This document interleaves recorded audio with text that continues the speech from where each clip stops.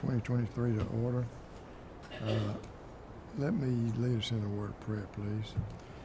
Dear Heavenly Father, we thank you for this day and thankful opportunity we have to serve the citizens of Glynn County. Grant us wisdom and understanding, Father, as we go about the Joint Water and Sewer Commission's business. And we want to thank you for each of the staff members we have and their families. And thank you for the new birth of Desiree and the sweet addition that is to our staff members' family. Bless this time and help us bring glory to you. It's in Jesus' name we pray. Amen. First, there's no public comment. Yes, sir. First item we'll go to the approval section is minutes from the August 16, 2023 Facilities Committee meeting. Make a motion to approve the minutes as presented. Second. Second, all in favor? Motion carries 3-0. Next item is contract award, Canal Road Water Production Facility. Mr. Burrows. Yes, sir. We operate the Canal Road well located off of Harry Driggers, just north of the intersection with Glencoe Parkway. It is a permitted well on our withdrawal permit, but does not have treatment processes or storage facilities on site. It is an Upper Floridan well, and we do have 2 wells in the Brunswick system that are in the Miocene aquifer, which is the purpose for converting this well over. This is very similar to the Ridgewood well job that we did in 2019 and early 2020. We had a pre-bid on July 12th. We had 7 firms in attendance. We received 2 bids on September the 7th, with the apparent low bidder being Reeves Young in the amount of $5,496,000. This project, like all of our projects recently, is significantly over budget. You can see that we did the Ridgewood well in 2019 for $1.43 million. So in 4 years, the price has more than almost quadrupled. Our engineer, Thompson Hutton, their opinion of probable cost submitted in May was $3.77 million.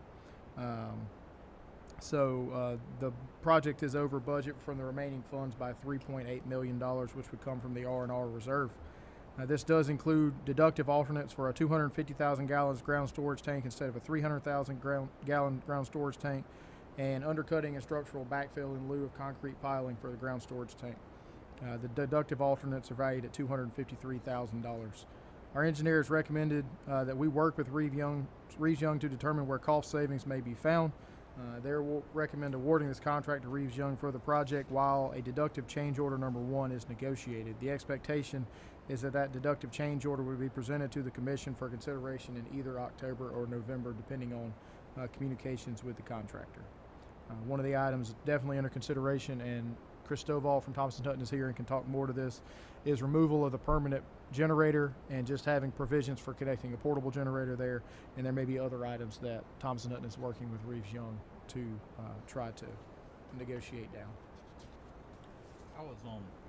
How'd you come up with 250,000 gallon storage tank versus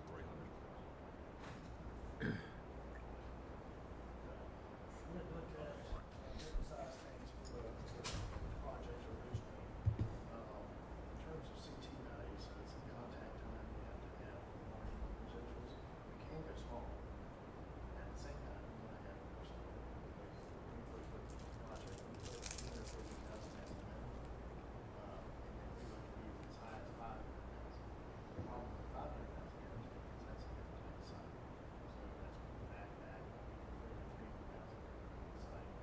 Provides storage. It's not in the air, but it is storage out of the ground. There's no ground to the system. And we're in the residual contact time, which require minimum. And the larger tank, we actually have power. We're going to make sure we've got to do that for residual heat and water side in. So residual analyzers that say, okay, pouring this back down, we can use it. Basically, that's the sweet spot, 250,000. What's the minimum size tank that we could have gotten by with for the CT time? The size of CT time was 54,000 gallons. That's the minimum amount for an 18-year gallon tank. So that's what you have to do. As you go into something very small, we could, or if we had something different, maybe an induced draft aerator design versus like a cascade style, we could do something. That is an option. What we've seen with the bids that,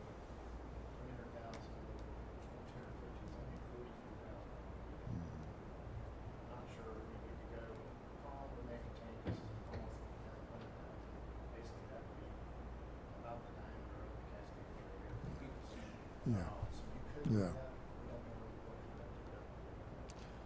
Todd, didn't we have to get more land for the size of the tank?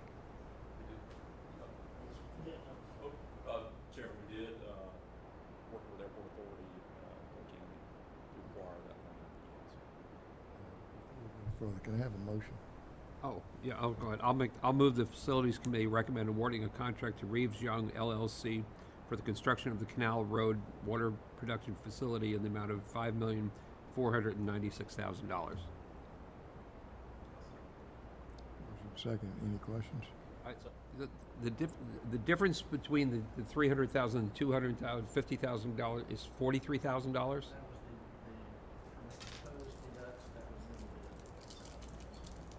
Kind of like when you're building a bridge over somewhere, you add the extra lane now in case. So, I mean, it seems logical to go with the larger one. Right. Right. And what about the undercutting and structural backfill? What are the ups and downs of that? We've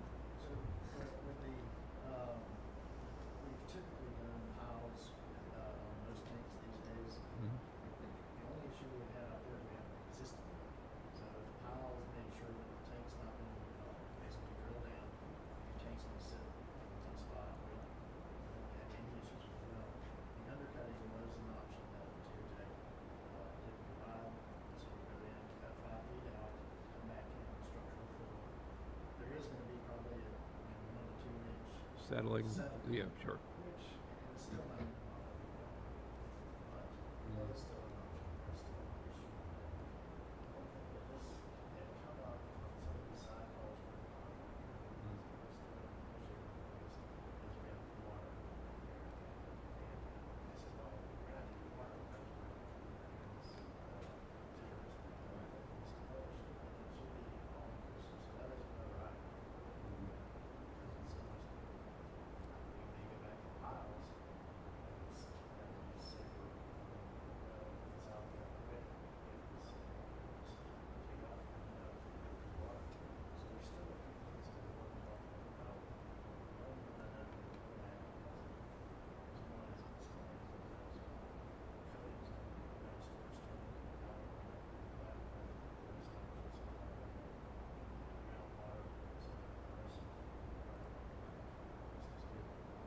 You know, the thing is, in history of when we go through things that are put in long ago, it's easy to see glaring examples of when you should have done some extra things that, do things exactly the right way. And I always think that if you do it the right way, then you don't have to deal with it down the road. And, the utility is primarily about infrastructure. I mean, yes, we deliver, water, and yes, we take wastewater, but our infrastructure is really the most important thing for us. And so I think we don't need to take the time to skimp on this or to not do it the way we think would be the best way to do it, because it secures a future for this infrastructure that we're putting in now. So It's just an unfortunate time right now. I understand that. Where we're at with the availability of contractors. I do have one more question. Can I do more? I'm sorry, I wanted me to take. One of the things that always in the contract is the time frame. And I know that that's something that kind of hits a nerve with contractors because of supply issues. And I was wondering, do we have flexibility on that, or is that something that we've looked at, or is it standard language we've been using forever? We did provide them with some extra time because that was one of the feedbacks we got in the early first comments. So we did actually provide,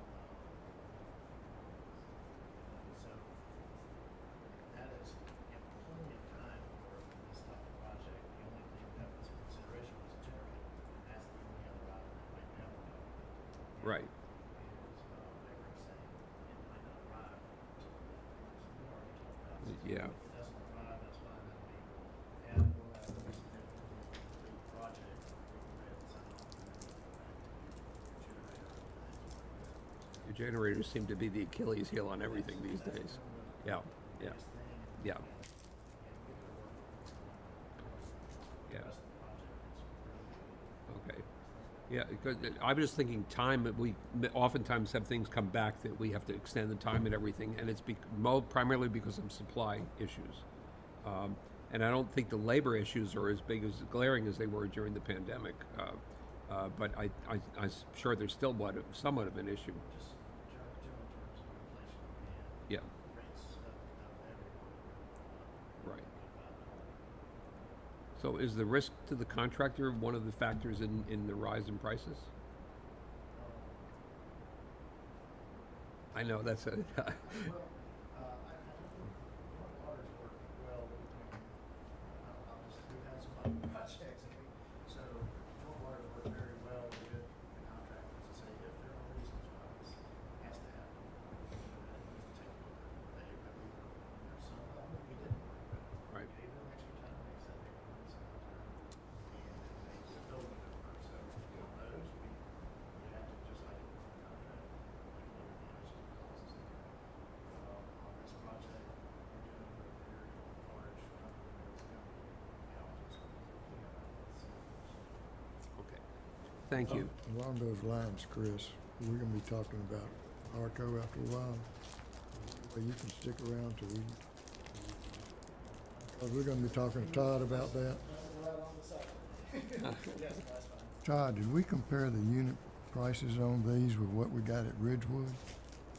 How much, did everything go up a whole lot? I just don't understand that. I mean, I get inflation. Are y'all seeing that at every job y'all are doing? 300% inflation in 2 years. Yes, and, it's killed us on like apartment projects where we go in and put in, of course, a big large apartment project, which is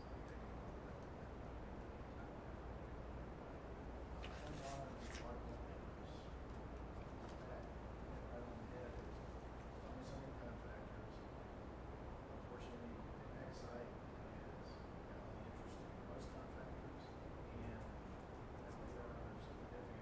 significant property damage clauses and finishing times that their prices will naturally higher. It's needed to, that's the base, and when we pull off this job, it's costing us. So it's basically pure profit. It's, they're getting profit, but it's not just the contractors. It is the pipe prices.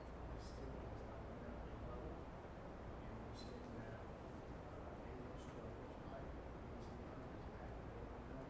We're still, you know, 20-inch pipe, 30-inch pipe, we're still 6 months out. Prices is extremely high. Again, finding that it's a level off. They're still paying more to close. You gotta work anywhere $15 an hour.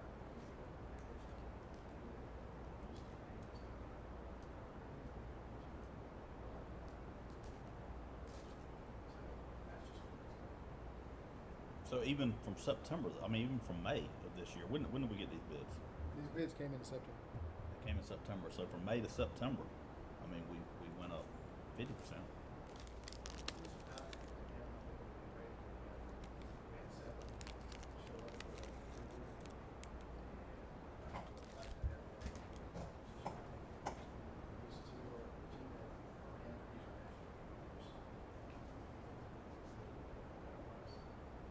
So I guess my question is I hear, prices up, demand's up, everything's up. I hear that, and I hear you loud and clear. We gotta move forward with infrastructure stuff. But at the same time, what can we do differently to get more participation? To get more, I mean, is it our invitation bid is too narrow? Is it that our policies and procedures that we're asking people to hold? I mean, I used to work a little bit at electrical contracting, and some of the guys at the nuclear plant had a very, very small band of who was even willing to work in the nuclear plant because it was just all the safety protocols were such a burdensome process that people just didn't want to participate in the nuclear plant. So therefore, everything was up. And of course, the type of work. I mean, is there anything that you're looking at from the outside in, looking and saying, hey, guys, if y'all made adjustments here and here, you might get better participation? I mean, I know we pay well, so it's not that. I assume it's not that. Is it our liquidated? Well, let's talk about it now. I mean, is it? Let's give them more time. This out for 60 years. We're trying to make sure everybody moves out. Yeah, I mean, We had seven children. And then also just so you know, this bid was actually due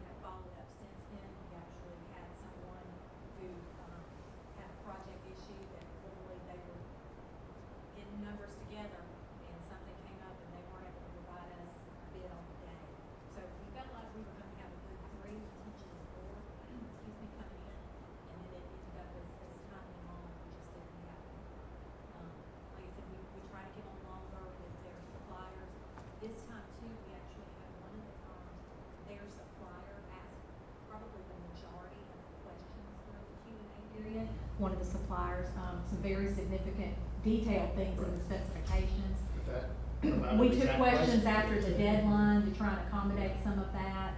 I don't know, is there anything else that I'm missing that we tried, but we really did try to be very flexible with this project. And let me clarify, mate, I am by no means, and I don't want to bog us down, what we're doing committees for. You know, I don't want, let me be very clear, I am not suggesting we're doing anything wrong. I'm suggesting that we get creative to figure out how to do something better. It doesn't mean we're doing it wrong, doesn't mean we're not doing it great, that doesn't mean the process and procedure, but, you know, haven't worked well over the years, but truly, we're seeing 300% increases over the course of 2 years, and a 50% increase over the course of a few months, from May to September, 50%, you know, round numbers, napkin math here. You know, what can we do to get more prices, to get better prices? And I think we need to deep dive, and I realize this isn't your role, but, you know, you're our consultant. You know, what is it, is our payment terms? Certainly don't think it is, but maybe we need to look at them. Is it the amount of time we're giving people to bid?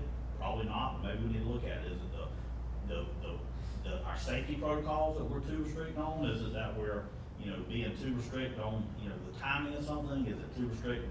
Do our liquidated damages just scare the heck out of people so they don't want to participate? What is it that is not getting the participation that we want?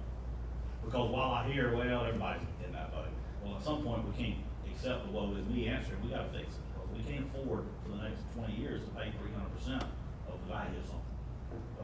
You know, we got to figure something else out. I mean, just looking at these numbers, they're really all over the board. And I get from a general contractor perspective, we certainly want to dump this in somebody else's lap and say, this is your baby. We don't want to be ourselves general contractors. 100% get that. But if some of these really, I mean, looking at one of these line items, site improvements, grading, I mean, the swing is from 92,000 to 562,000. I mean, that's 500% over 500%. That's 700%. 700% difference between contractors.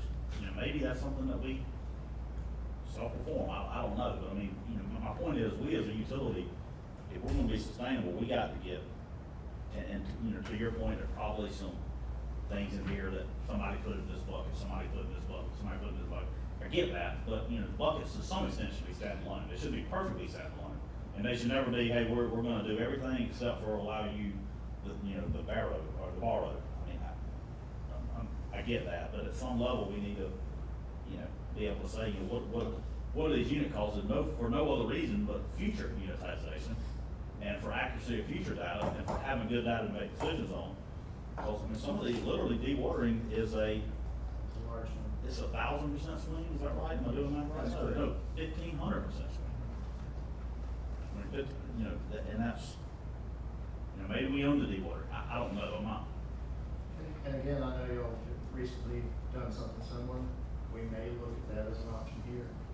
I'm not sure how necessary, how much dewatering we'll need. And that's one I talked to the contractor about just very quickly, but they had their reasons for how they balanced it. Yeah, sure. And I don't, let me clarify, I don't know the answer. But I'm saying we as a utility, and I'm not the person that's going to find the answer, but we as a utility have got to figure out something. Because it's just not sustainable that over the past, 6 months or 3-4 months, we've had 6 or 8 projects coming here that are, anywhere from 50 to 300% over budget. And I think the other thing is that I think most people feel like this period where there's all this super inflation, that it really has ended up lining pockets of companies with a lot of money. And the interesting thing is, like, when it comes to something like food, you have a lot of people complaining about that, and they've kind of cut the price of food down. But a project like this isn't something the general public has any input on. So there isn't anyone yelling and screaming about the prices of, these things. We might complain, but I mean, it's not like, the people in the United States have to eat, so everyone's going to complain, and they're going to be careful with the food prices. But obviously, this is unbelievable inflation. Well, they've appointed us to complain on their behalf. Oh, yes, yeah. Really, your way of complaining is to not accept bids, but the problem, we usually see this, you put it back out, 6 months later, price actually. Well, you only get the one bidder back. Well, to that point, I think, when you look at these things, you've got a few options. You could say things are outrageously priced right now, so we just don't do work. But I don't know We just that, select work, Well, yeah, in general, you know, you do only, for lack of a better term, emergency type work that has to be done right now. But that's working under the assumption that prices are gonna come back down. I mean, Mr. Turner said you've been in the business for a long time. Once they go up, do they ever come back down? I mean, Not 300%. not, I mean, so I don't know, that's the thing, I mean, this, But are they truly up 300%? That goes back to, and I don't see that anywhere else. I mean, vehicles are up, houses are up, maybe houses are up 300%. Vehicles are up, you know, certain houses are up, you know, eggs are up, but 300% is a lot.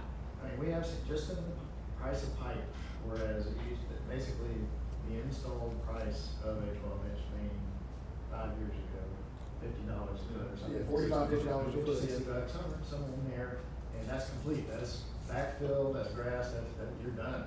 And if you can get that stick of pipe for that price today, it's. well, I don't know, on Reeves Young, I suspect that when they do jobs, they try to find some local laborers to try to help out. And I know from other companies, they've said that that's been a real struggle for them in this area, is they're having to pay, bring their crews out of, say, Atlanta or Charleston or somewhere and pay them per diem every day to work here because they can't get the local help to come in and do, not the skilled labor jobs, but, you know, the more basic laborer type positions. That was a huge concern on the wastewater plant projects. If you went by, Mr. Termsey brought it up, if you went by Dunbar for a while, there was a sign out front on Sea Island Road, hey, we're looking for help. When we were doing the academy job, they had signs all over Glynn County trying to get help. And I know Ruby Collins on the Academy Creek job was paying people out of Atlanta to stay here all week and paying them per diem every day for a year. That's a significant It's a significant charge. Now the wages out of. Out of Atlanta, right. Chris, let me ask you some questions about the bid form. On item 1, section 1, all of those lump sum items, like if you get down here to stone bedding per cubic yard, so does that mean that's gonna be a unit price bid? They might not use 800 cubic yards of stone Again, bedding? those are some of those contingency items that, yes, I don't see it that we will have 800 cubic yards of stone bedding used out there. We're already, that's included in the lump sum price of the tank work that we do. So those 4 items, and they have an asterisk or a number of what I'm saying. These are basically numbers in case we need them. So those are, again, several items that could come out of the project later on. Those asterisks, those were in the bid form too? When they did Yes, those? and They knew about that. then those alternate add and deduct forms. They were in the Those bid are form, those in the are bid included form, in the there original bid that we form. may or may not need, so Now, let's talk about dewatering. the extra unit items, and so, again, talking to the Yeah. staff about, well, they think it's in good shape, but we wanted to make sure. Right. Let's talk about dewatering. $312,000 versus $20,000. What did the geotechnical report say about dewatering? Do we have a high groundwater table there?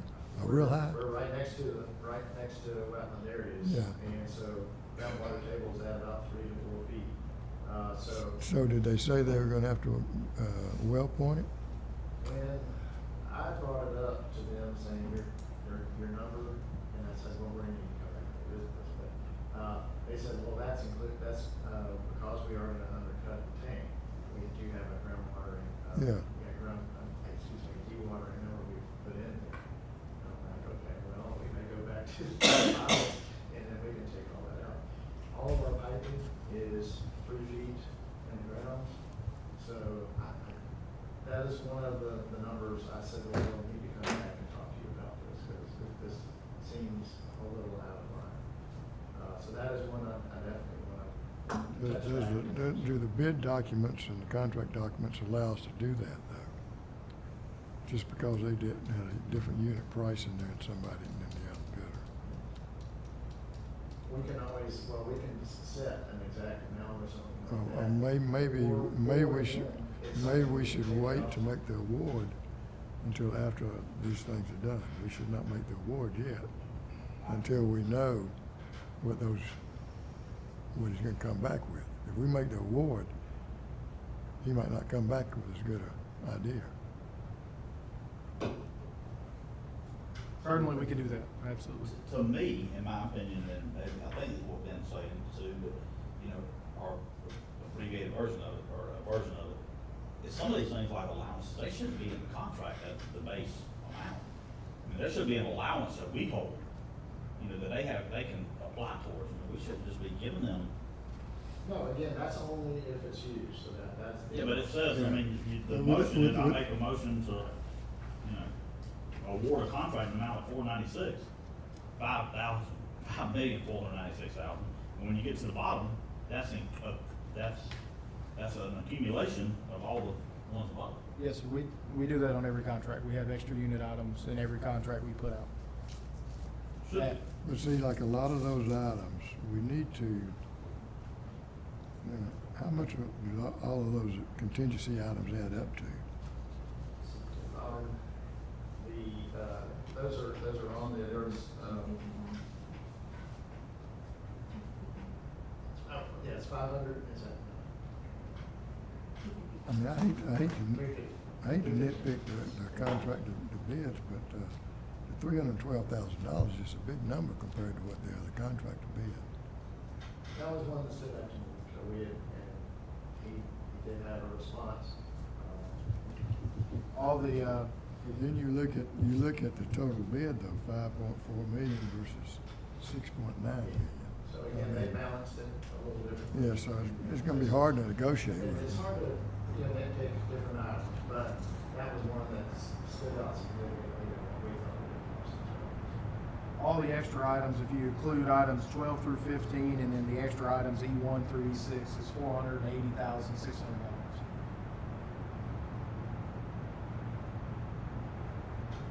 Those are the contingency ones, items. See, you can, I mean, we can nitpick these bids, but you look at, the grading and site improvements. Reeves Young was 92,000, Ruby Collins 562,000. So I mean, basically, we're looking at price and it's whether we want to go for a smaller tank, 250,000 gallon tank, which is $43,000. Each bidder had that in there.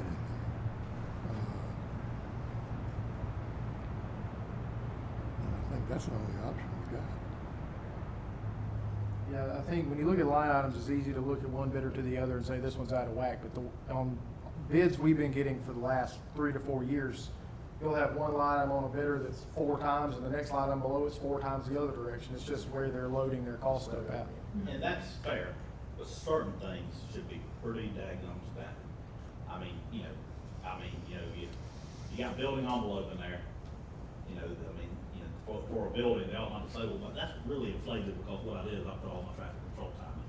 I mean, I agree there's fluctuation and there's ways that they might like to do it, but I mean, we're the customer. We should have a standardized thing that we ask for, and maybe even give them some definitions. This is what we want. And again, I'm not proposing that that every line item in here is severable, but certain things ought to be severable, so therefore they ought to be accurate.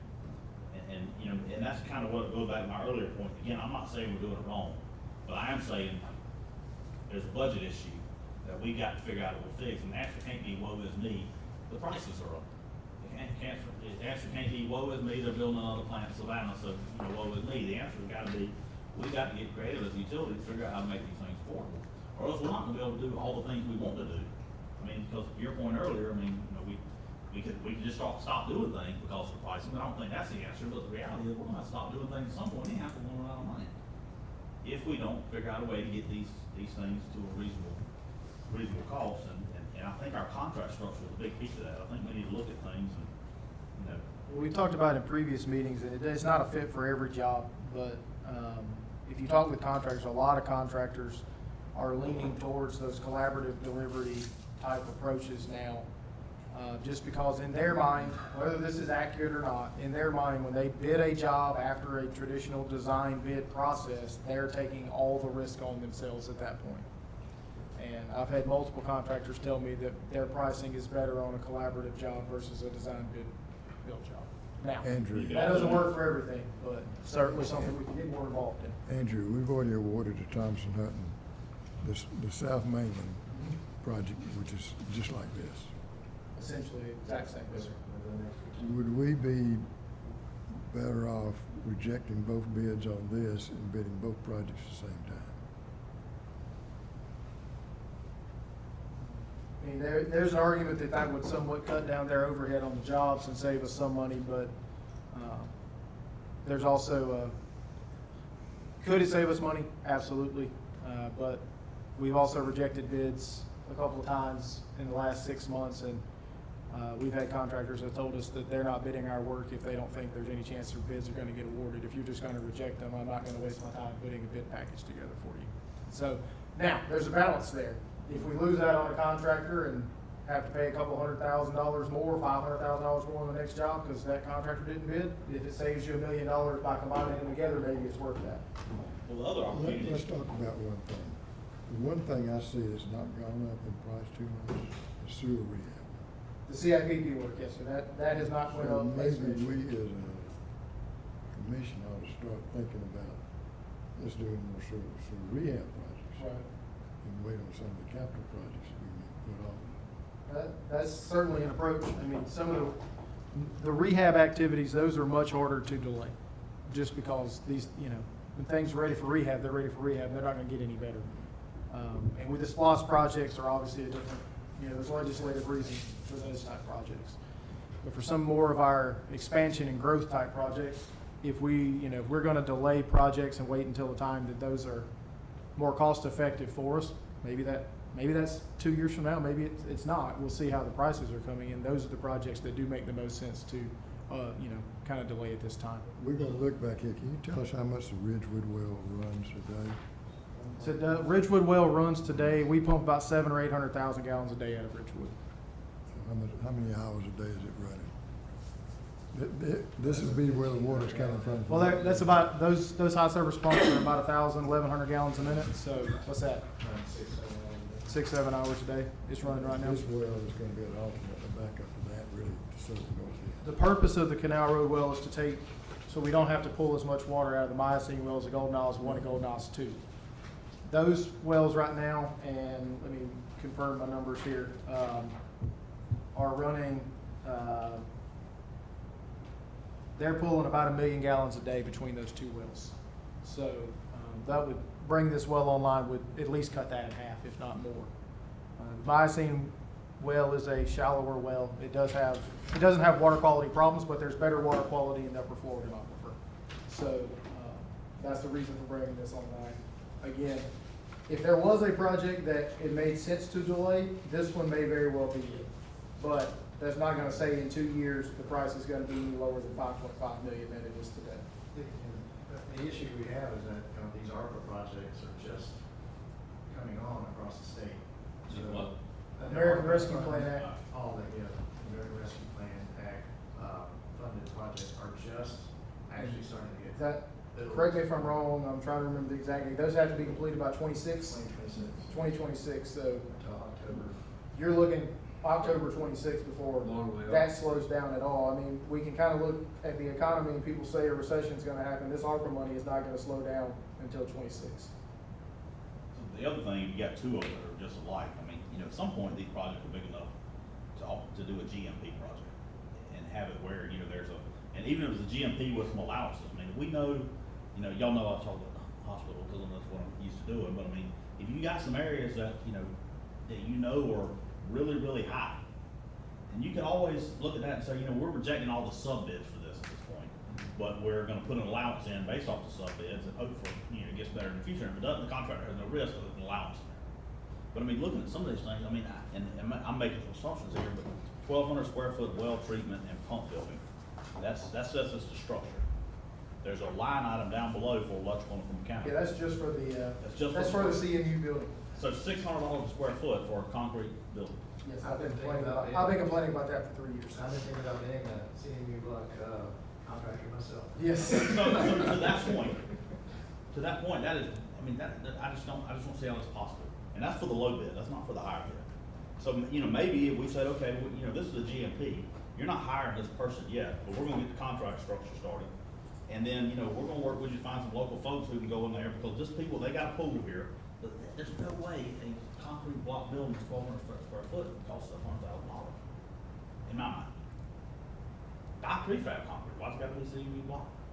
I mean, maybe we need to stall on that portion of the contract and save a couple $100,000 here and there. And that, a different contract model gives us the flexibility to do that versus just a lump sum, here it is, go build it. Because the contractor has no incentive right now to come back to us and say, hey, that building style you know, I won the bid, and that building style you picked is expensive, you know, we could probably do this cheaper. And I'm by no means proposing that we go out there and stick build it with 2x6s, but at the same time, Well, stick buildings are in a water plant and, construction, it's you not know, the best. I'm not supposing we do that, but But you can buy a brand new home with high-end finishes for $400 a square foot, $500 a square foot, not $600 a square foot, right? Exactly.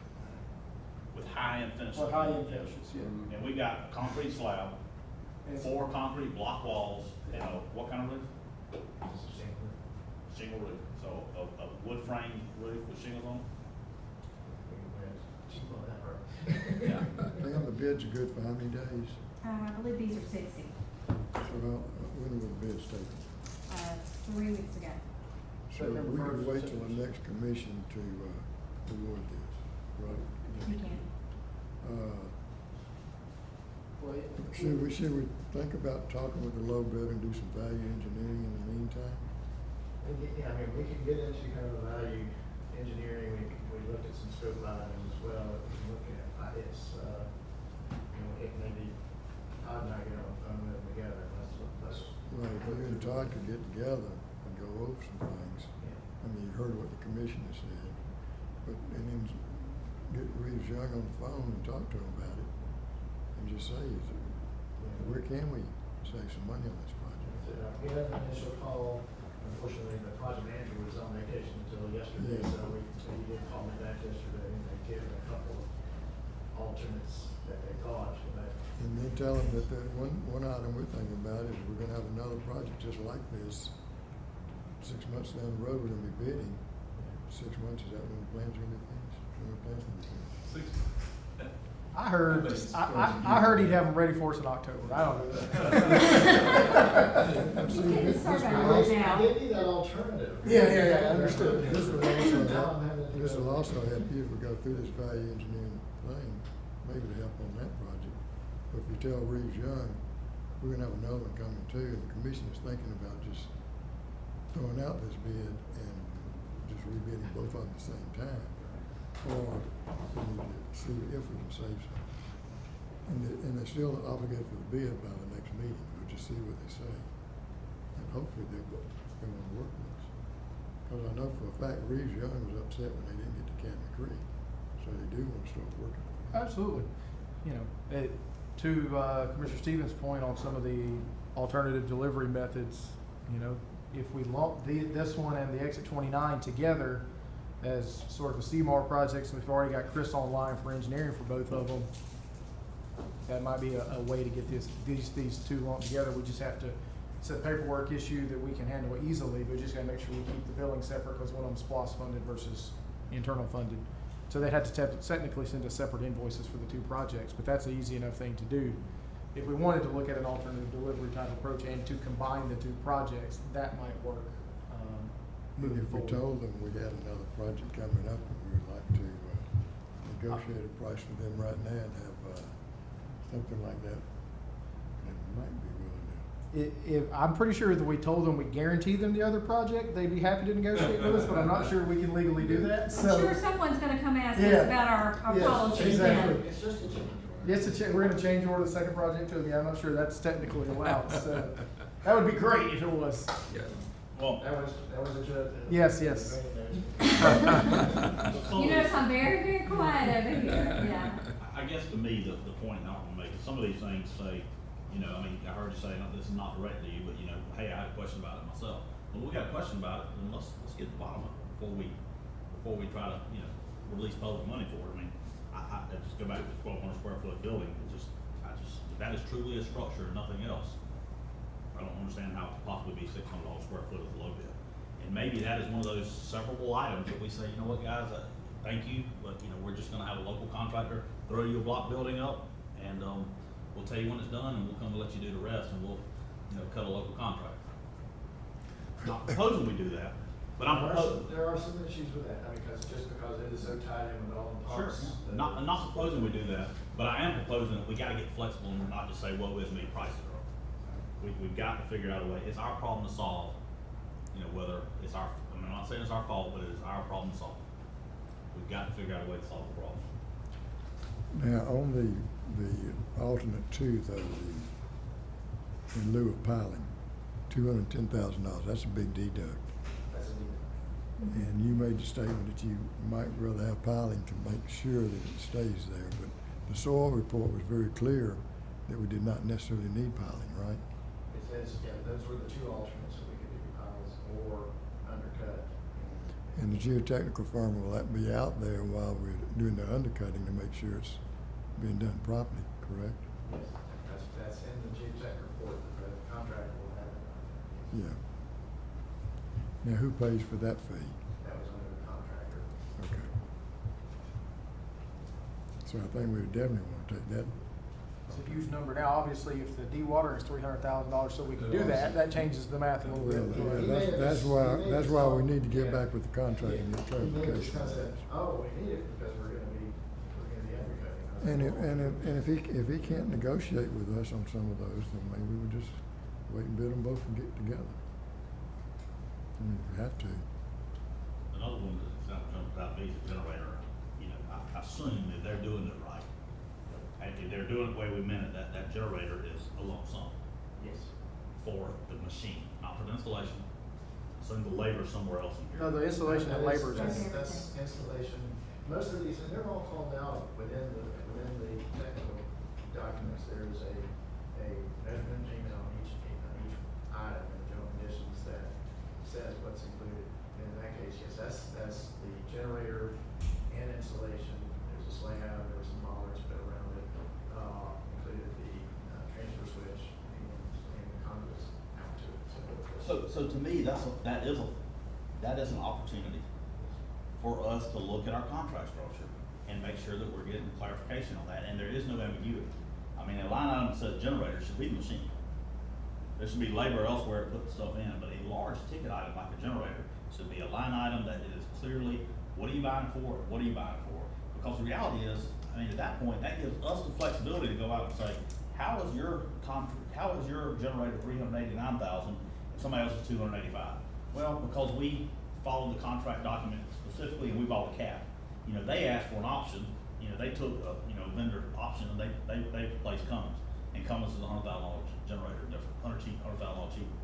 Well, then we as a utility have the option and the ability to control that and say, you know, we'll take the $100,000 savings and change vendors, because it doesn't really matter who produces electricity, whether it's Cummins, Cat, you know, whatever machine it is. But, you know, we need to have a contract document and structure that we can get line item pricing on big ticket fixed items that everybody's bidding the exact same.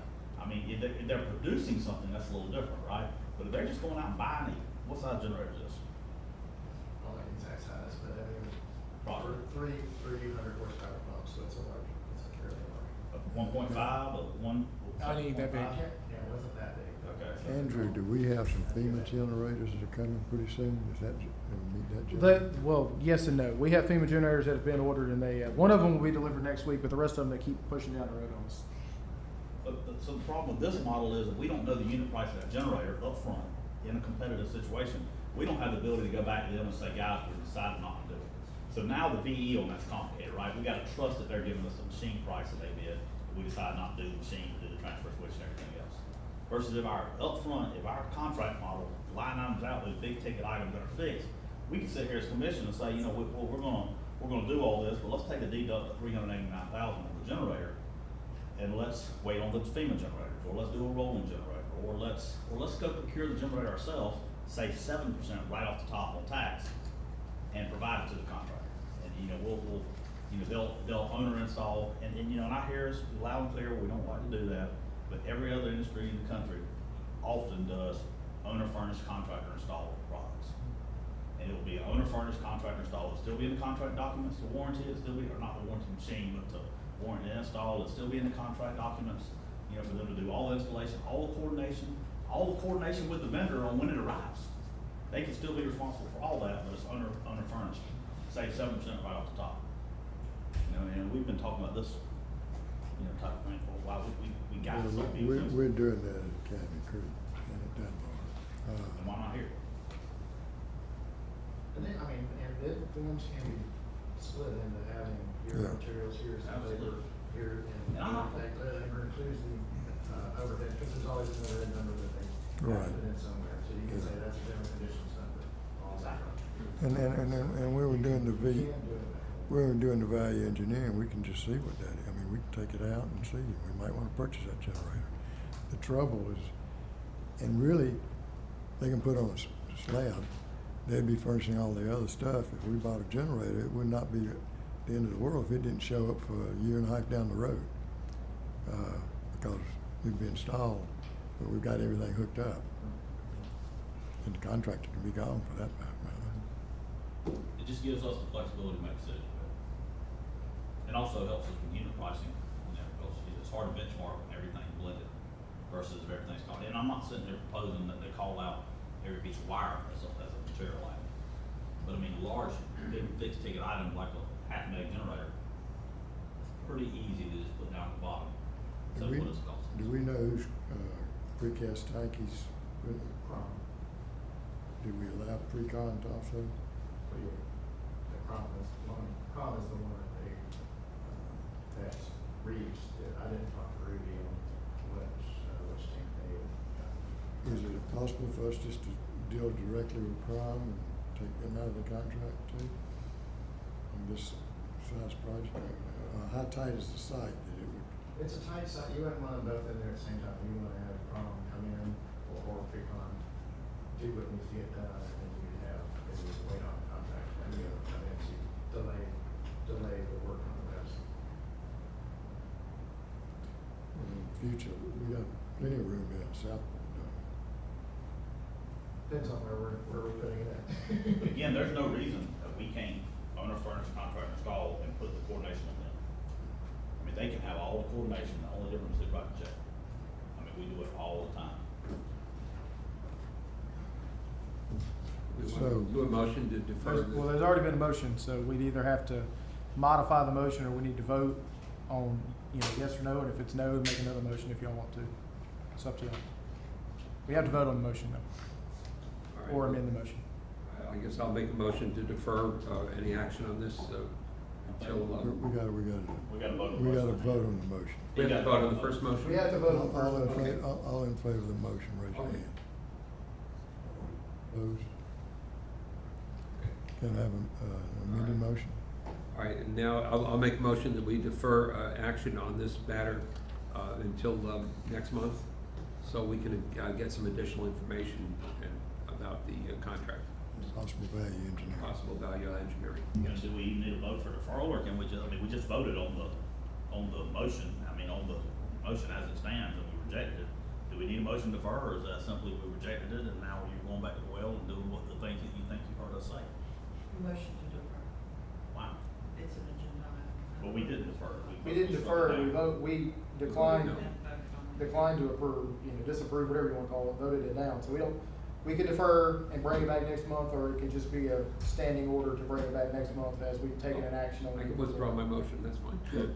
But technically, we're not deferring it, we just voted on it. The deferral would be forward to the vote. Is this gonna be on the agenda tomorrow then? It will have to be what we'll do tomorrow, based off the vote here, and I assume the vote will go similarly in the finance committee meeting.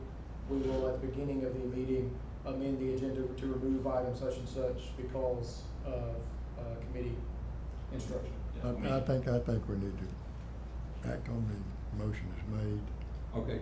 so that the contractor knows that we're gonna consider this You work. could absolutely do that. I think that's- Also, so that, the engineer knows what we want to do, Okay. instead of just having it All sit right, in so the meeting. we'll keep my motion. We just need a second then.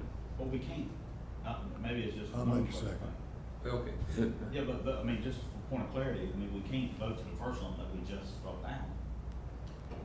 No, we're voting, we're deferring any action on this. But we just took an action. We just took Okay, action. all right, well How then- we voted to defer, okay. that's what I'm saying, I mean. You could amend your motion to vote to instruct us to bring it back to you at the October You meeting. can do that. All right, I'll do that. I'll amend my motion to bring this item back the next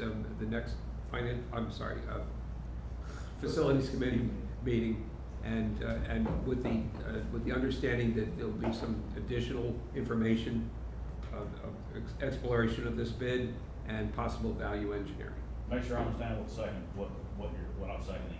You're basically voting for staff to go back and do some additional work and bring it back to us in the future. Yes, right. I'll second that. Okay, great. Motion second, all in favor? Motion passes 3-0. We handed out some awards. Next item is Academy Creek influent pumps purchase. Mr. Burrs. Yes, sir. We operate 4 submersible influent pumps at Academy Creek. They're currently Yeoman's 125 horsepower, 12-inch discharge pumps. These pumps are obsolete to the point that we cannot get parts for them anymore. We have talked to multiple vendors, and they've all told us the same things. If you can't get these parts, multiple vendors, multiple repair shops, multiple states can't get parts for these. Some of the parts could be machined.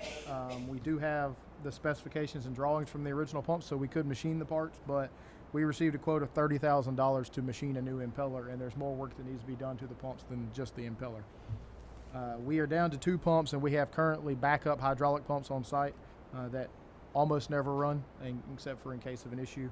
However, we have been renting those pumps while we were trying to get the 2 new pumps off to older pumps off to repair. So we then decided, let's go back and look at purchasing pumps.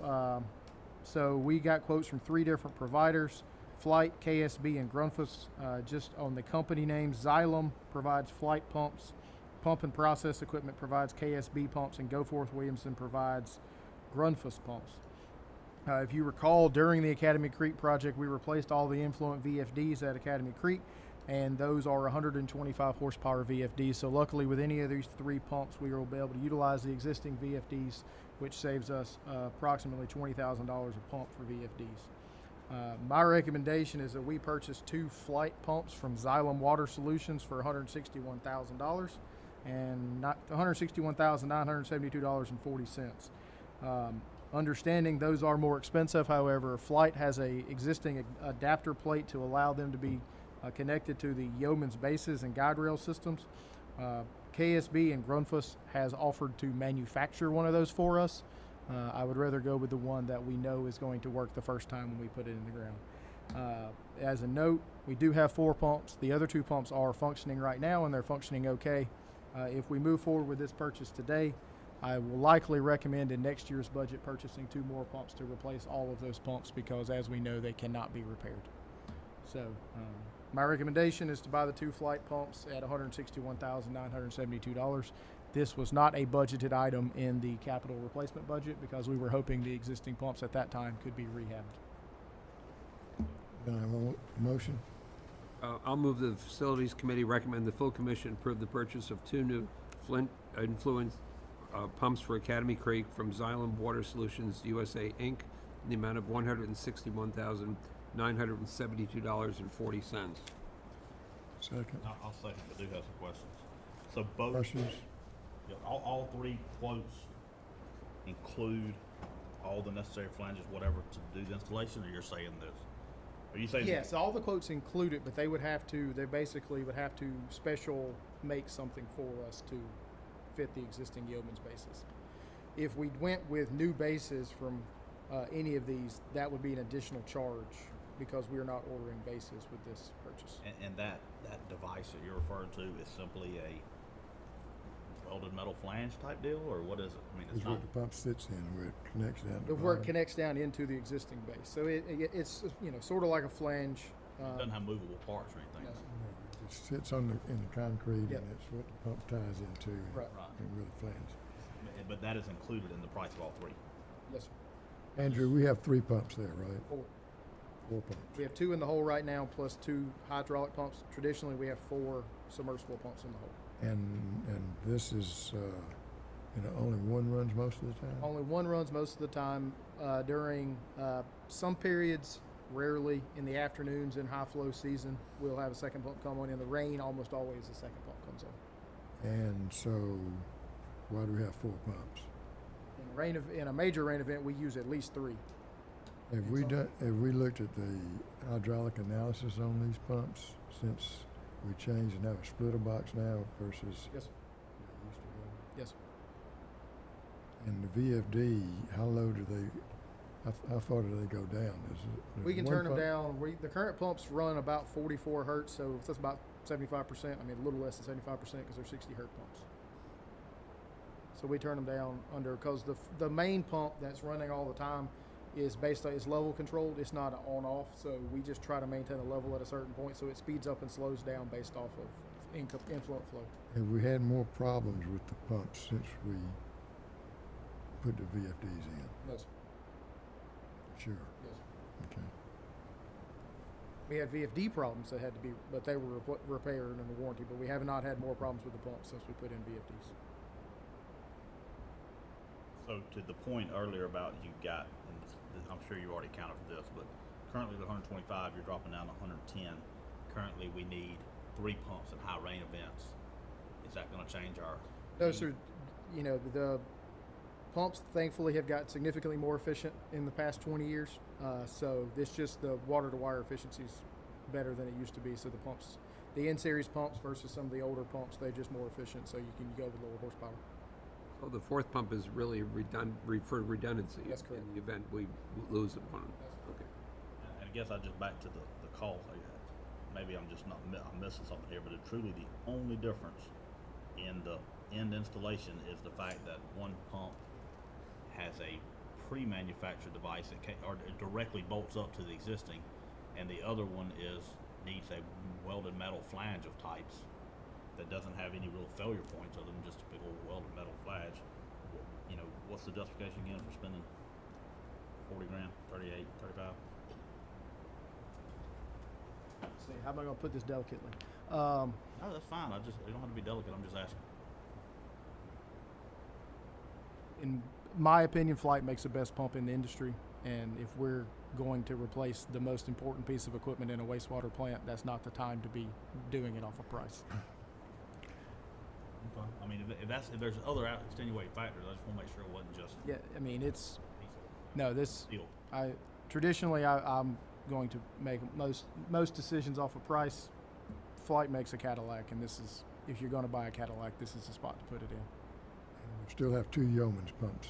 Still have 2 Yeomans right now, and like I said, just to prepare everybody, in next year's budget, there very likely will be 2 more pumps included in next year's budget. Where does where's Flight ship from? Their office is in Savannah, but their pumps are made in Sweden. Is that correct? All these pumps are made overseas. So Is that why the freight's so high? Well, that's why I saw the Garden City. Yeah, I was like, $11,000. I'll go get it. yes. No, it's that boat. It's that boat they have to put it on from Sweden to get it here. for half that at Garden City. Yeah. Yeah. All right. I think you got a motion to say, and I don't have anything else. I think I Any, seconded it. other questions? No, I think we should go ahead with this. All in favor? Motion carries 3-0. Next item is, we move to the discussion section, water production report, Mr. Burris. Yes, sir. So quite a bit higher water usage on the mainland for the month, which. Let me back up a little bit since Chris is here. Yes, sir. Can we move to the Want to move the project photos, reports first? go to the project report with let's talk about ARCO. Okay. Let's do the project report. Let's go. Okay.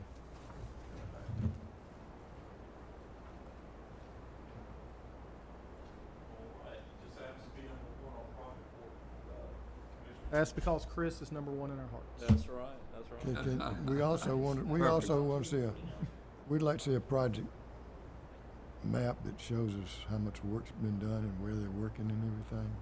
We keep up one by hand, highlighted. Okay. In terms of the discussion on it, that the water system, all the water lines at this point have been installed.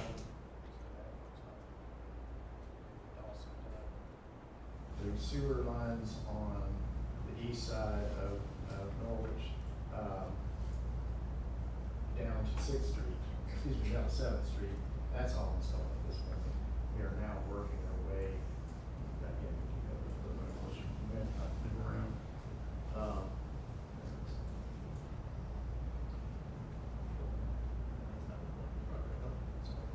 there we go. That was as far as it goes.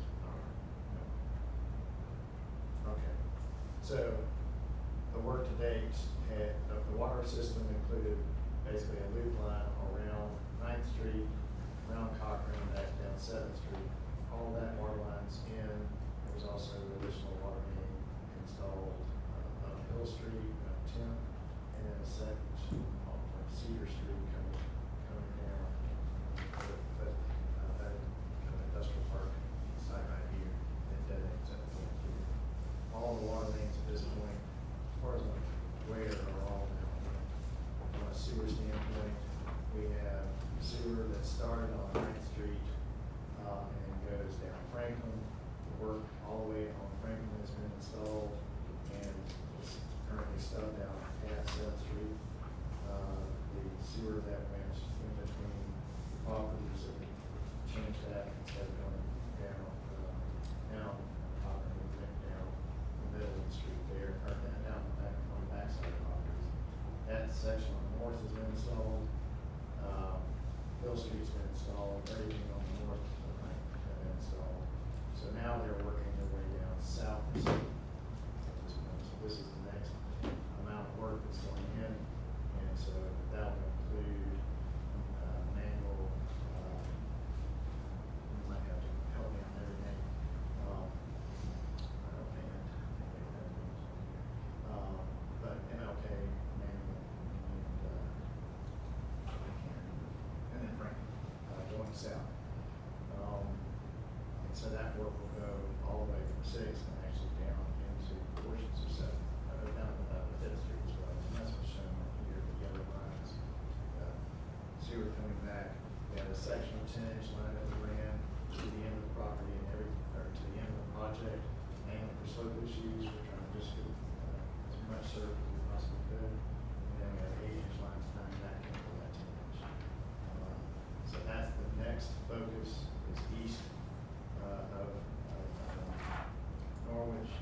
Then the last section of the work would then go to the west side, where we're going to be tying in on 5th Street, down Treble, and then up 6th, and then finishing up.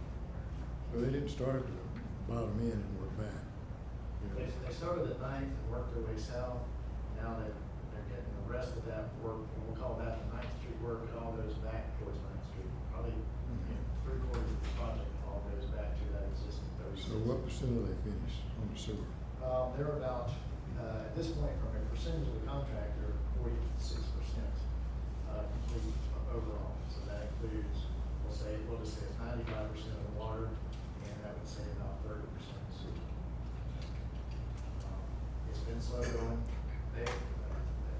Of course, I think y'all already discussed in the past the subcontractor on the project and some issues there. These guys came in, they're out of these Atlanta companies.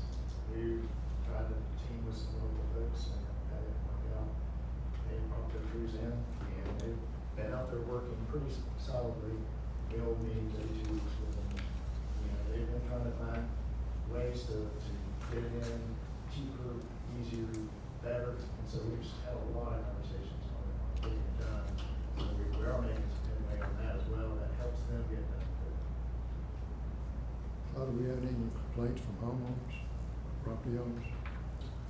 I'd say, Chairman, I'd say minimal complaints from the homeowners, that I'm aware of. They're knowing what they're gonna get in the end, and this, having access to sewer out there, and a lot of the roads are gonna get repaved too, so that's a big thing. Traditionally with the homeowners, what we've seen is if we can get the paving done on their street quickly, they're usually pretty understanding. It's when the street remains dirt for a long period of time, which they tend to get frustrated. Right now, the holdup is on paving. The paving, they're actually putting those crews, I think the paving crews were getting ready to start, so that works now that they've completed that portion all the way down to 7. All that area is gonna get paved, so. That's holding us up from the county allowing us to do the other portion. Right. Again, it's work with the county to make sure we do what they want, versus really what we should be thinking. They always have issues about it. And we're doing the compaction, the adequate compaction that the county requires. Yes, what they have to meet all their, so as they getting ready to pay, they're gonna be back up.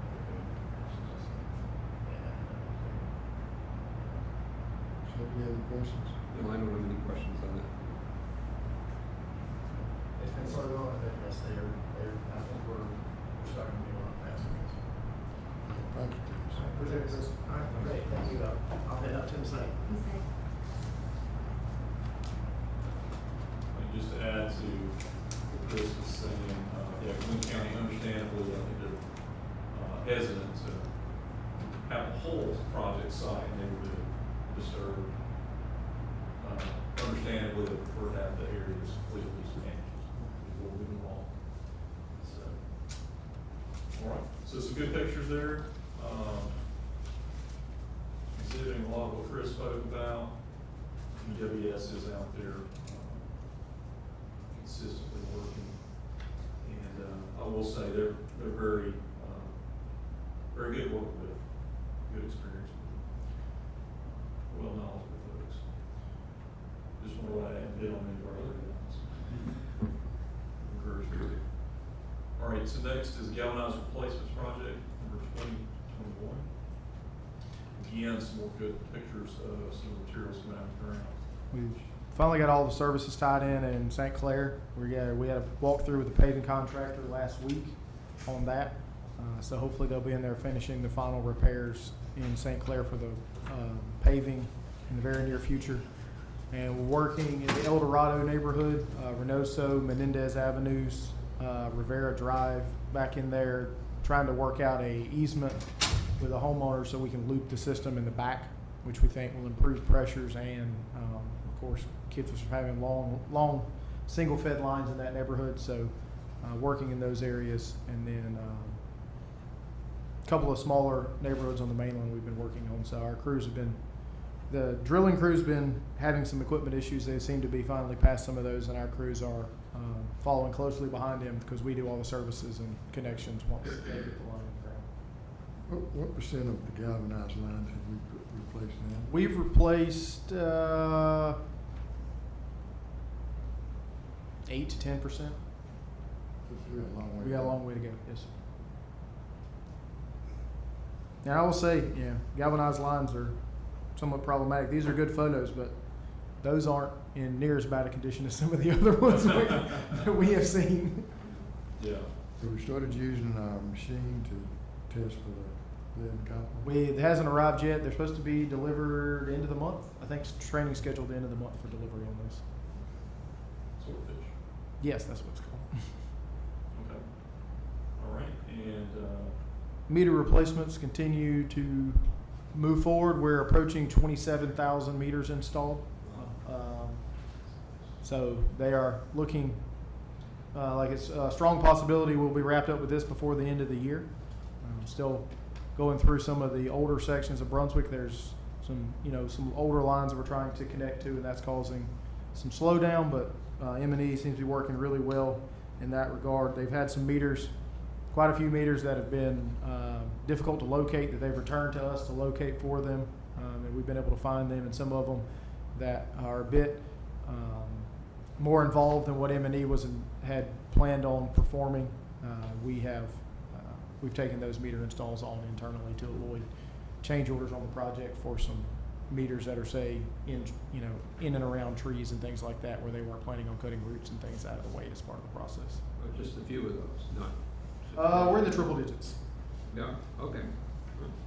And we haven't extended a lot of service lines too for these meters, putting in new service lines. Putting in no new service lines as portions of this.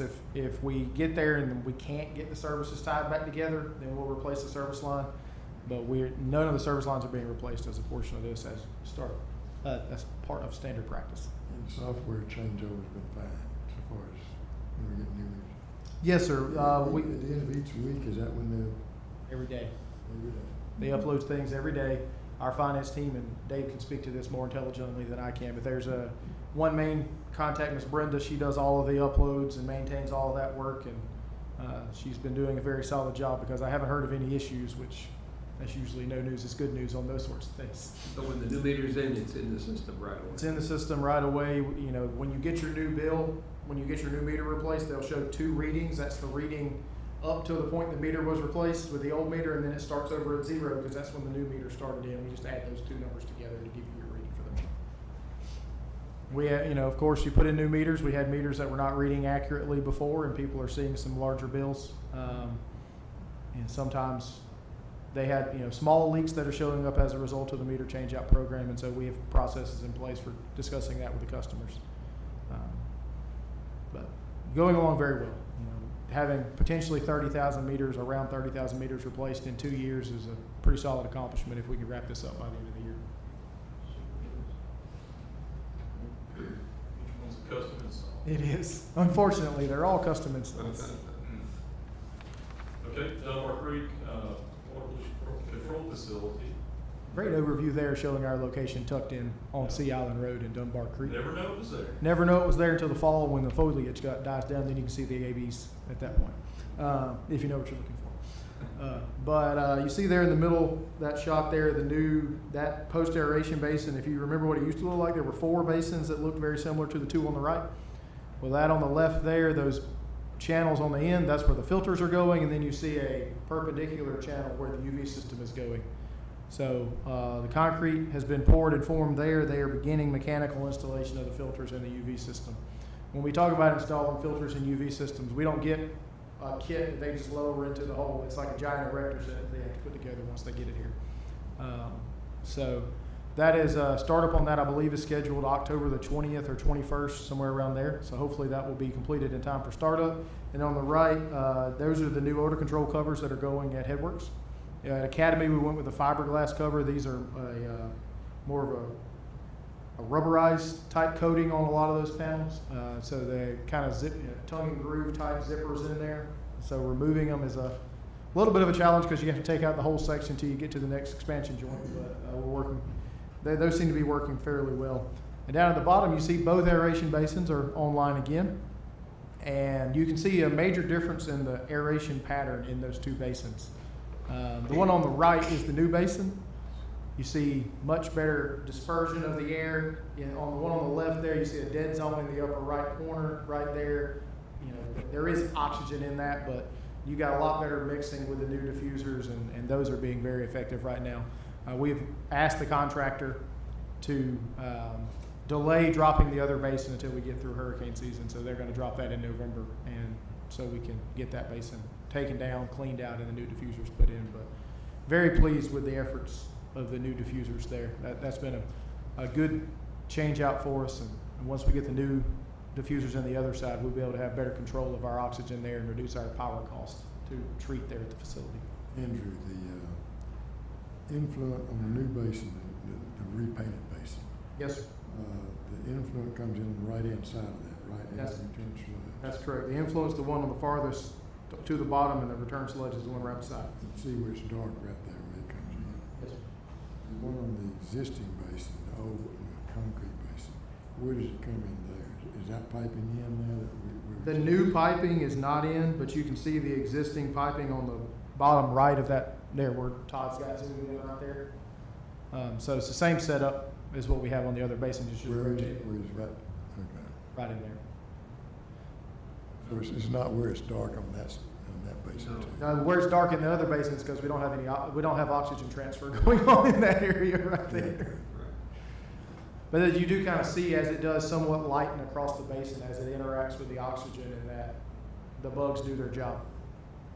Is mixed liquor the same in both basins now? you think? It's not exactly, but it's getting closer and closer. We seeded the rehabbed basin with the old sludge, so that helped maintain the mixed liquor. And is the odor control equipment in operation? The odor control equipment is there, but it's not operable yet. We're waiting on startup. End of the month, 1st of October. I don't remember exactly, but they got it scheduled. So that's been sitting there. It's been wired up. We're just waiting on startup. I have a question on the UV light that does the final thing. How long does that have to be underneath the light for it to work? It just passes straight by. There's no holding. There's no So holding at all. It just flows past it. And it's just in that length of being under that. The bulbs are probably 3 foot long, something like that, 2 to 3 foot long, and it's just as it passes. And that just completely It sterilizes. sterilizes them so they can't reproduce. They have such a short lifespan when they can't reproduce that it's no longer a problem. We pay a little more for electricity, but we don't have the chemicals. Don't have chemicals involved, and UV systems are very effective at neutralizing bacteria. So, a little more maintenance intensive because you have to lift balls out of the water and wash off, but we're used to that process. Okay, next project is 2203. We're gonna place small and overflow tank sites, elevated storage tank sites. So we're nearing completion on this project. Contractor believes by the end of the month, optimistically, I'll say. But we definitely by October will do this project through. Both looking in good shape. It's down to the small detail work and couple of mechanical features. Right, Highway 341 is one excited to report some progress on this month. So 341 in Crispin, there is a sewer repair going on right there, right from Dixie.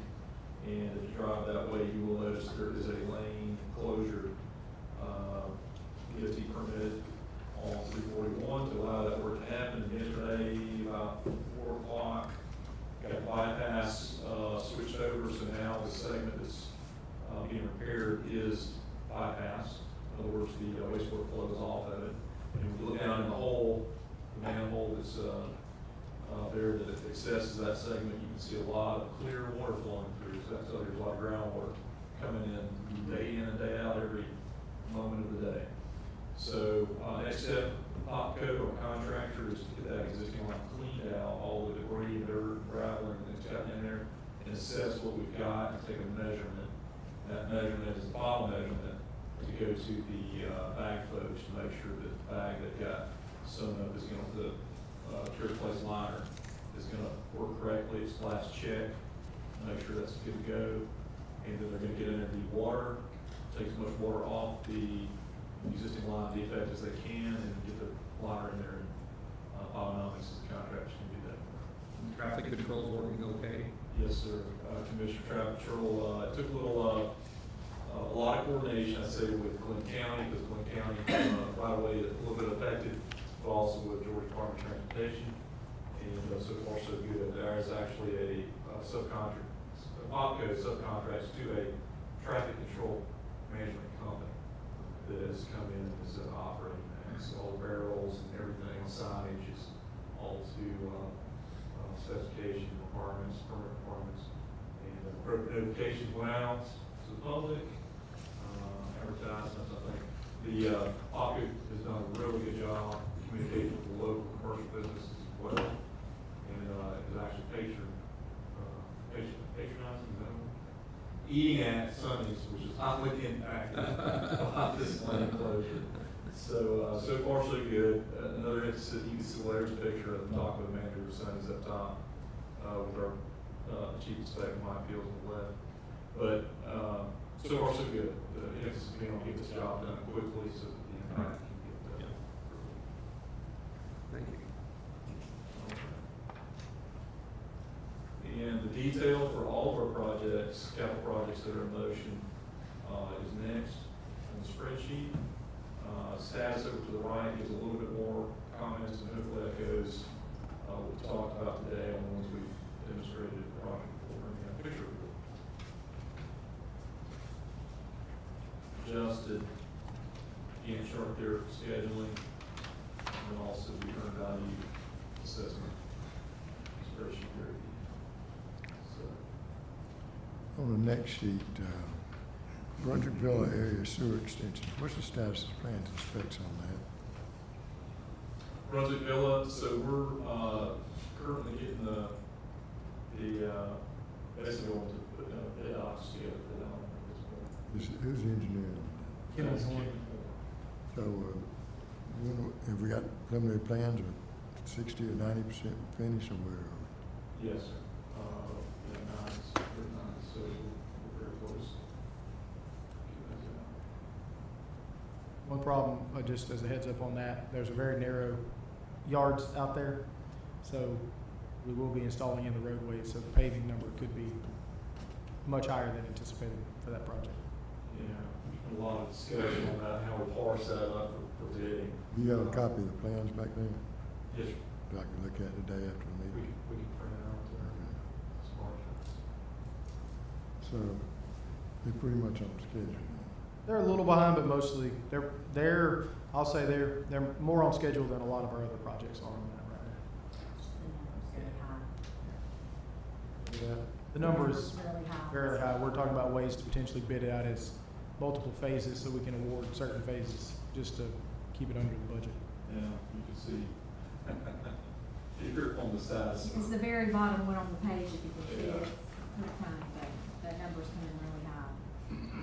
Now, those people don't want, are they very interested in tying on? We have certainly had people interested in tying on those. Maybe send out something? To them, those, we haven't sent anything out, but just, anecdotally, I've had multiple people reach out to me that are having failing tanks in the area and wanting to know if they can tie on the sewer and when will the sewer be there because they don't want to have to pay the extra $7. We're talking about modifying it, should we put something out so we find out where the people are at one time? You certainly could. And that way we make sure we don't cut something off, take something out that has 5 customers at one time. Yes.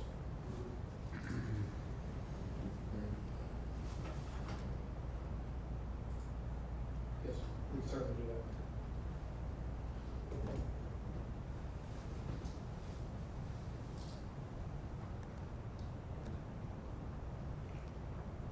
Community road water and sewer extension, we're still waiting on the plans on that, or is that at EPD?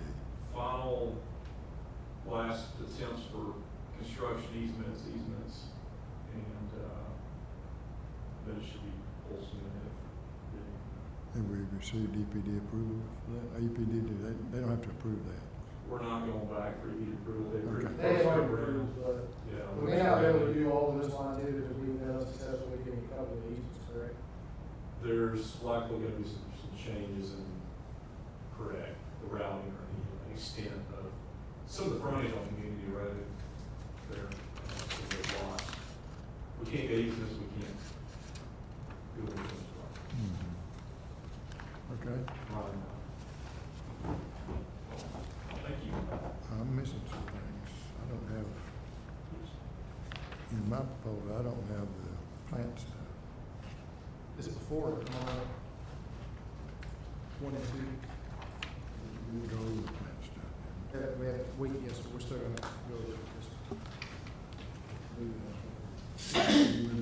Yeah, we're back on the water production.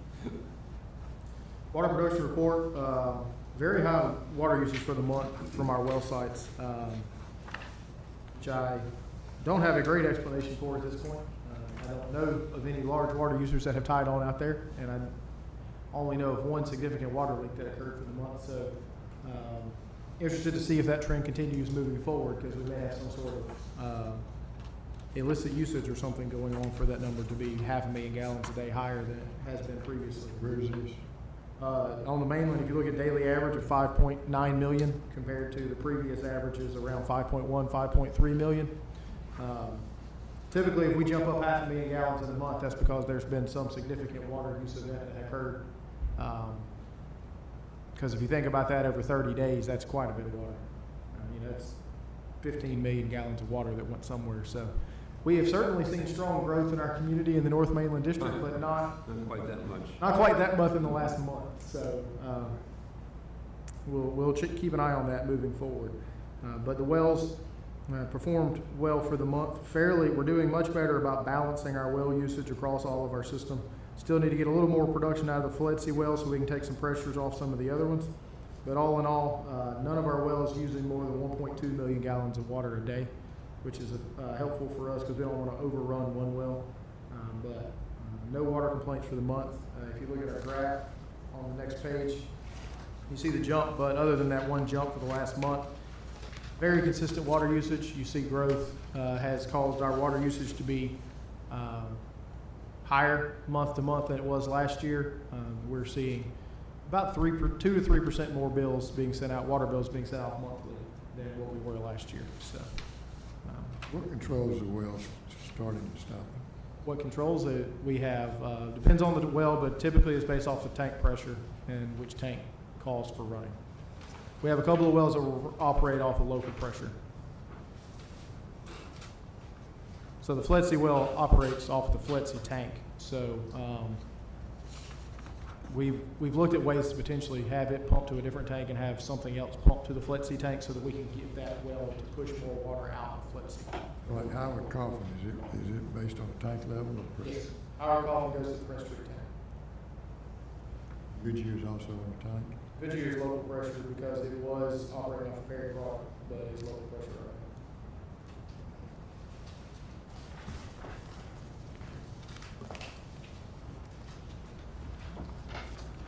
St. Simon's for the month, we're at 3.2 MGD for the month there. You see the Hampton well brought back online, went from 500,000 gallons for the entire month back to 14 million gallons. So we got that electrical work completed at the Hampton well there. If you recall, we were having issues with it shorting out. We ran new influent wires off the Georgia Power connection, and that seems to have alleviated the concerns.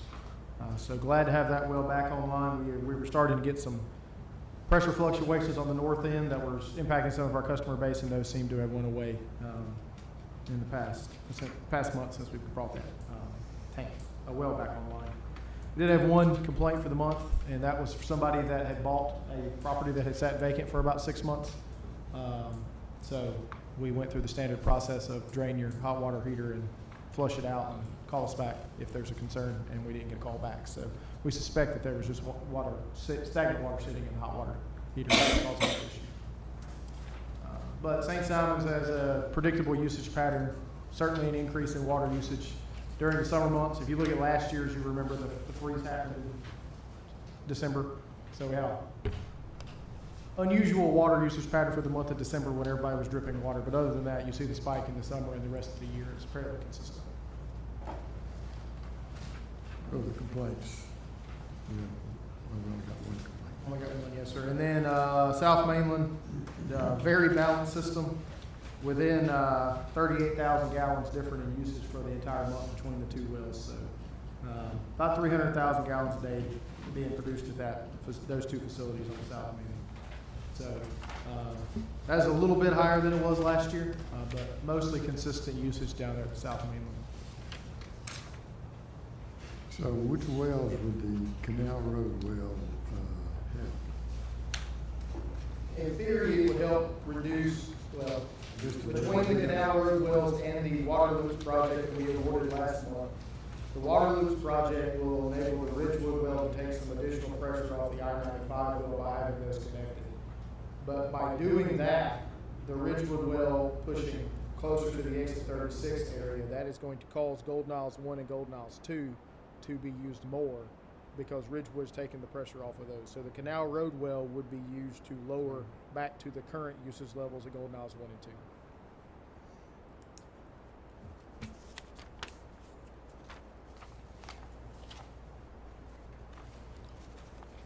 2. Explain the Southport well. The Southport well is it's the well that you see there that's not doesn't have much usage. It's an existing well similar to the Canal Road well. It's a permitted well that doesn't have treatment capacity there. So it's a very similar project, like we said, essentially. Not an exact copy and paste. We use that term a little loosely, but very similar project to what We really don't use that, right?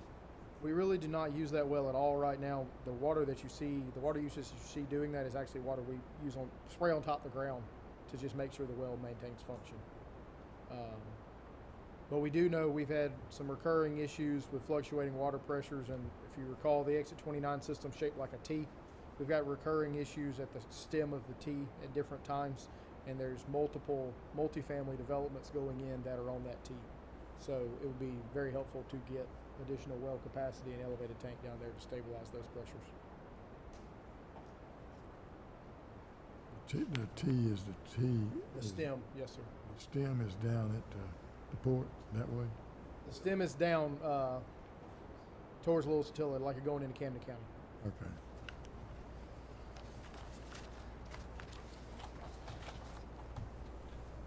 All right, the wastewater plants for the month.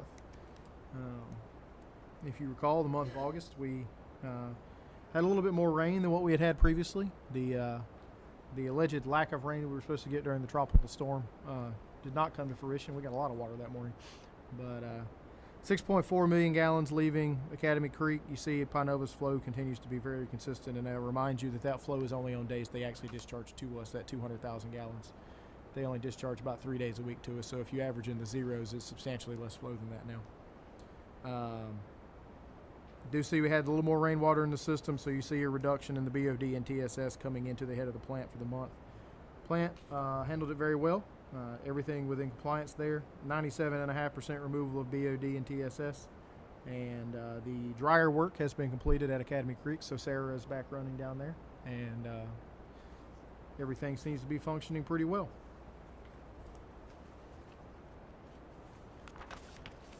Flow is actually lower at Academy Creek for this year than it was last year. I contribute that to a lot of the rehab work that we've done in our system as we continue to make progress on some of the I&I issues we've had in our system. So,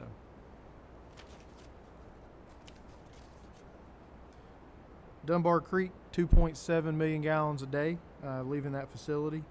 A little lower than it was last month, as we somewhat expect with school starting back. We tend to see a reduction in flow around those months, as long as the rainfall totals are not excessive. Interesting that the BOD and TSS were the exact same number coming in for the month. That's not a typo. That's just the way it worked out. But everything within compliance there, 98% removal of both BOD and TSS for the month. A little more water usage for the month. If you recall, as part of the ongoing work, we will be getting a reuse water system there to almost eliminate water usage at that facility, other than just for potable usage inside the facilities. So you see there, we've done a lot of work on I&I related issues on St. Simon. Still more to do, but you see how much more consistent the effluent flow is leaving that facility for the past 8 months versus where it was last year, where it was highly rainfall driven.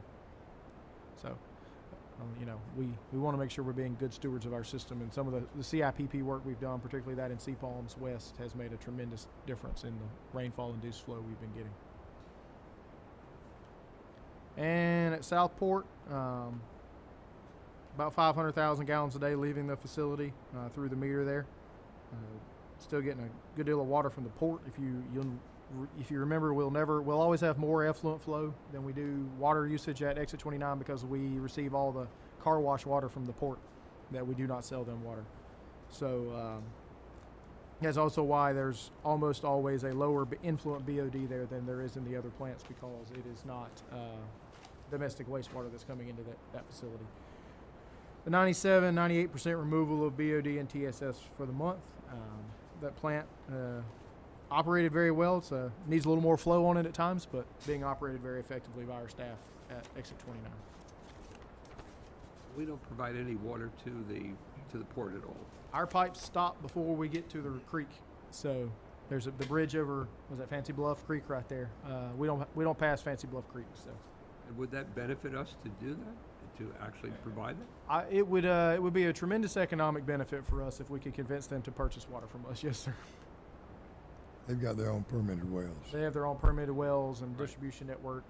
And I brought it up to a couple of their individuals, and they so far have not been interested in buying water from us.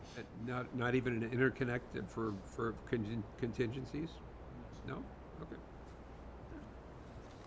Anything else? That is all I have, sir. Meeting's adjourned. Thank you.